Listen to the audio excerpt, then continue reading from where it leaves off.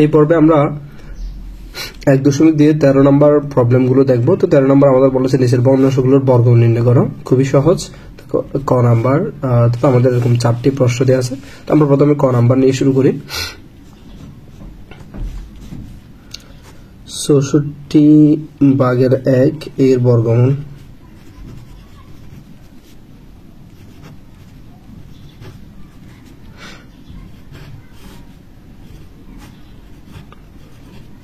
তো আমাদের 64/1 এর বর্গমূল হচ্ছে এরকম। বর্গমূল চিহ্নটা দিলাম। এখানে আমরা বর্গমূলটা হচ্ছে কি করতে পারি, সেপারেট করে দিতে পারি। √1 √64। দেন দেখো, তো 1 কে বর্গমূল করলে হচ্ছে 1, আর 64 কে বর্গমূল করলে আমরা জানি 8 হয়। এটা সবাই জানে, 8 8 66। তাহলে সুতরাং এটার বর্গমূল হচ্ছে এটাই। সুতরাং নির্ণয় 64/1 এর বর্গমূল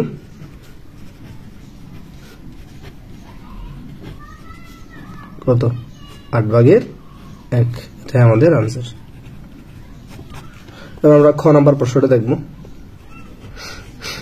তো দেখো, 49/121 এর বর্গমূল।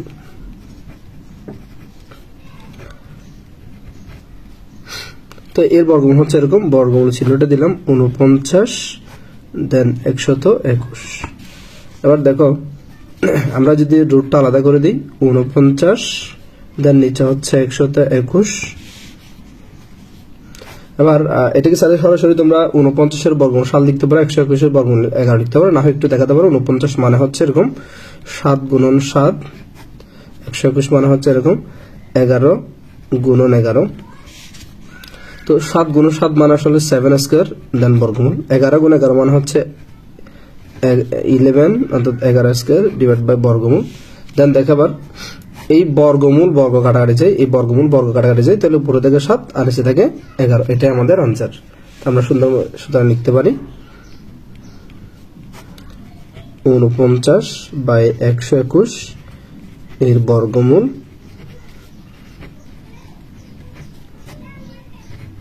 7/11 আমাদের আনসার। আমরা গ নম্বর প্রবলেমে যাব। গ নম্বর আমাদের আছে এরকম 11 সমস্ত 144/49 এর বর্গমূল নির্ণয় করতে হবে। তো আমরা আগে একটু দেখি এর বর্গমূল। 11 সমস্ত 49/144। তো আমরা আগে এক নম্বর সমস্তটা থেকে হচ্ছে তোমার মিশ্র ভগ্নাংশ থেকে আমরা একটু অপকৃত ভগ্নাংশে নিয়ে যাব। এখন নিচে 144 রয়ে যাবে। এরপর আমরা যেটা করি, এই 11 এবং 144 কে গুণ করি, গুণ করার পর হচ্ছে 49 যোগ করি। তো 11 × 144 গুণ করার পর আমরা যদি 49 যোগ করি, আমাদের মান আসবে 1681। তো এই মানটা পেলাম। এবার এর উপর বর্গমূল। এবার দেখো, 1681 কে আমরা এরকম করে লিখতে পারি। বর্গমূলটা আমরা সেপারেট করে দিলাম। এর ক্ষেত্রে বর্গমূলটা সেপারেট করে দিলাম। এখন এতটুকুতে অনেকেই যাদের বর্গ সম্পর্কে একটু ভালো ধারণা আছে, তোমরা জানো যে 144 কে আমরা চাইলে লিখতে পারি 12 স্কয়ার, অর্থাৎ 144 এর বর্গমূল হচ্ছে 12 গুণন 12 দেন বর্গমূল। আর 1681 কে আমরা লিখতে পারি 41 গুণন 41। এখন এতটুকুতে আমরা আগে অঙ্কটা করে ফেলি, তারপর আমি তোমাদের ব্যাখ্যা দিচ্ছি আরো। এখন দেখো, 41 আর 41 সমান আমরা লিখতে পারি 41 স্কয়ার ডিভাইডেড বাই এরকম, আর 12 স্কয়ার এরকম। তাহলে বর্গমূল আর বর্গ কাটা, বর্গমূল আর বর্গ কাটা, তাহলে আর বাকি থাকবে উপরে 41, নিচে থাকবে 12। এটাই আমাদের আনসার। দেন আমরা লিখতে পারবো, সুতরাং 11 সমস্ত 144/49 এর বর্গমূল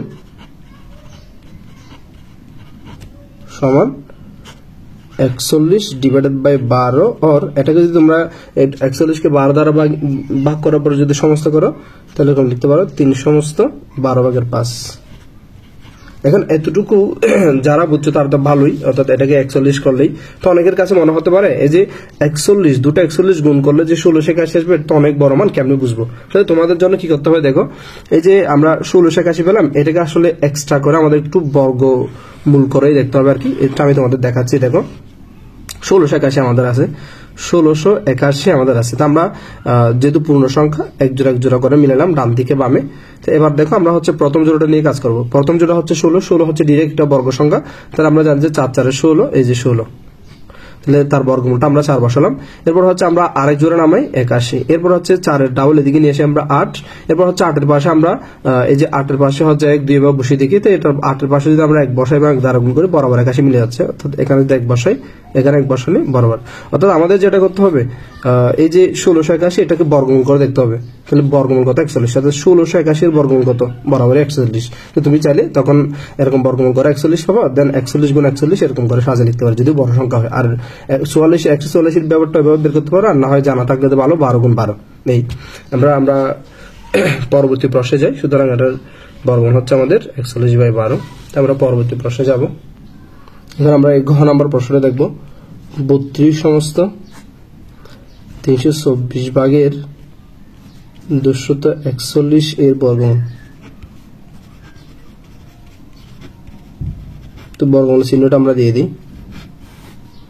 32 সমস্ত 324 ভাগের 241।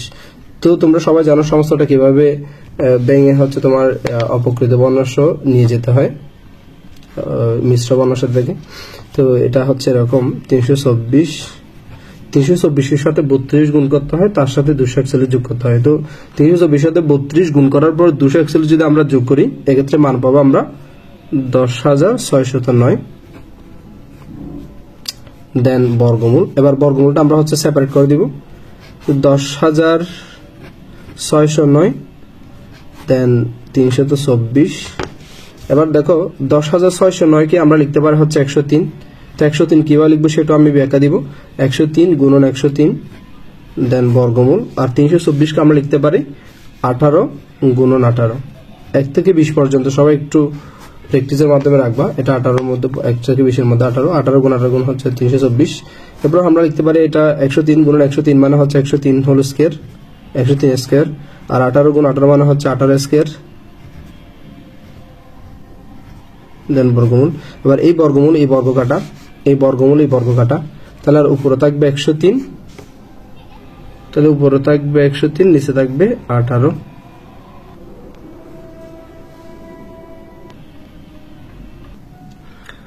এখন আমরা দেখবো যে আসলে এই 10,609 কে কিভাবে আমি 103 লিখলাম, 103 কিভাবে লিখলাম সেই ব্যাখ্যাটা তোমাদের দিচ্ছি। দেখো 10,609, তো তোমরা এটা আলাদা করে একটু কি করতে হবে, তোমাদের বর্গমূল করতে হবে আর কি। দেখো 10,609, তো আমরা এটা যদি আলাদা করে বর্গমূল করি বিষয়টি দাঁড়াবে এরকম। তো আমরা এদিক থেকে এক জোড়া এই এক জোড়া এভাবে মিলালাম, ঠিক আছে।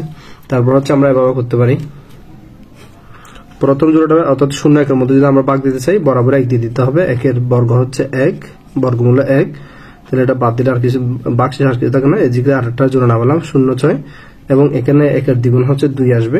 এবার একটু দেখো 1 এর দ্বিগুণ আমাদের 2 আসছে, আমরা যদি 2 এর পাশে ন্যূনতম যদি 1 বসাই আমাদের 21 থাকতে হবে, অর্থাৎ 1 বসানোর পর 1 যদি গুণ করি আমরা 21 হয়, আমাদের মান আছে মাত্র 6, তাহলে যাবে না। তাহলে আমরা 0 বসালাম, এই পাশেও 0, আর এই যে দেখো 2 এর পাশে 0 বসানোর পর যদি 0 দ্বারা গুণ করি মান আসবে 0, তাহলে এখানে 0, তাহলে 0 6 থেকে 0 0 বাদ দিলে আর থাকবে 6, তাহলে আবার এই পাশে আরো জোড়া নামালাম 6 9।